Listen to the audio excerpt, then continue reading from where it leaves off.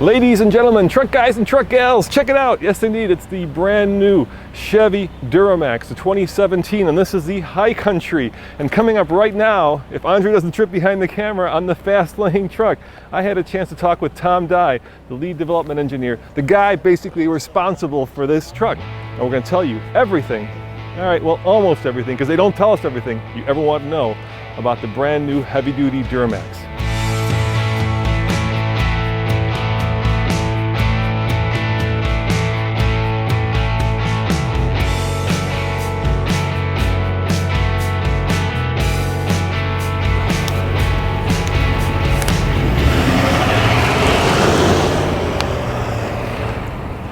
Right, my name's Tom Dye. I'm the lead development engineer for heavy-duty pickups for General Motors. This is your baby. This is my baby. And quite the baby, man. How did you manage to go from 760 pound-foot of torque to 910? That's a huge jump. Well, you sat through Gary Arvan's presentation, right? 90%. Gary's crew are the ones that did that engine, so you got to give them the credit. But yeah, their main mission, they had new regulatory goals they had to meet for emissions. So not only did they meet the emissions, but they took advantage of the changes they had to make to the engine and gave us more torque and more power.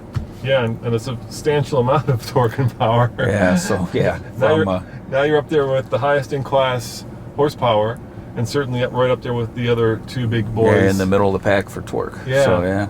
And you haven't released towing numbers, but I've heard it's about the same as before. We will be almost exactly the same. Okay. Yeah, so why haven't you upped those since you have more torque and more power? Well, it's a matter of responding to the market. The market for those really high capability trucks is very small. And so we've opted to stick with the market that we're really good at, provide a refined truck that delivers a very easy to drive truck at the sweet spot in the market where most people pull, which is around 17,000 pounds up to maybe 20,000. That makes sense. You know, go where the fish are. Yeah, exactly. If you put your bait too far down, yeah, not that many fish. It's also good to have really good bait, and that's what we're sitting in right now. Is a truck that does that load, but does it really easily. It's an easier to drive truck when you're pulling, and you've had the opportunity today to drive the truck with the trailer. Accelerates nicely. We've improved the grade braking, which has always been one of our strengths. So now the exhaust brake, along with the transmission grade braking, work well together. It's all, you know, everybody's getting pretty good at going up the hill. Now it's about going down the hill. Going down the hill, and you know, I know where you drive.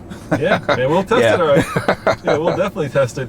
But going down that backside, you know, I've seen the fire trucks putting out brakes at the bottom of that hill. So yeah. Let's talk about the easy stuff first. What's your favorite part of the truck? Oh, that's a tough one to answer. Yeah. You say it's easy, but it's not, because there's a lot of really nice things in here. But I'd have to say that for a 25 series truck, you know, I'm driving one of these right now. It's the number one, ease of driving, and number two, the amenities while I'm in that. So I've got a really nice interior with a lot of features and a lot of things. I love music, so I've got so many ways to do music now where I can stream it over the internet with the onboard 4G LTE. We've got apps now because all of our cybersecurity is in place that we can open the internet to the truck, and I can pull things in off the internet into the truck. So we've got apps where I can stream music. Yeah, it's remarkable how trucks have become like luxury vehicles, right? So I'm saying all those things while we're sitting in a diesel that's running. Okay, so now I've got a truck that I can pull that 10,000 pound trailer that we're pulling easier today very easily, and I've got time to focus my attention on the music that I want to listen to, because I'm not putting all my attention on having to pull that trailer because the truck's doing so many things for me. We've got the digital steering assist that adapts to the situation. Now we've got the tow haul and the exhaust brake that work together, even with cruise control, to make the truck do a lot of the work for me. And you have adaptive cruise control, right? This is not adaptive cruise control. No, I thought you had it on the trucks. Yeah. No. Will you have adaptive cruise control? You know, we don't ever tell you that answer. I know. I have to ask. Yeah. When you're pulling with this truck, when you're doing what a heavy duty, either 25 or 35, what they're intended to do, which is haul or pull, you're doing it in comfort and quiet and with ease, and it just takes the workload away. I had a gentleman earlier say he put 1,400 miles on in 2 days, and he said he felt like he could run a marathon afterwards because the truck just doesn't beat you up; it coddles you. So. All right, so let me ask you a harder question, okay? You've got a new Ram intake, right? A Ram scoop that gets air into the engine, but I've told by other engineers that it really doesn't matter if the air comes from the top, from the front, underneath. I mean, is this marketing, or is that actually do something? Oh, that's a functional part, and it definitely maintains the performance of the engine. And the conditions where that's going to happen is in very hot, very steep, high load conditions. The diesel is going to protect itself. It's going to keep the exhaust temps under control, so you protect your turbo, protect all your emissions equipment that are downstream. Just generally, you can't get too hot.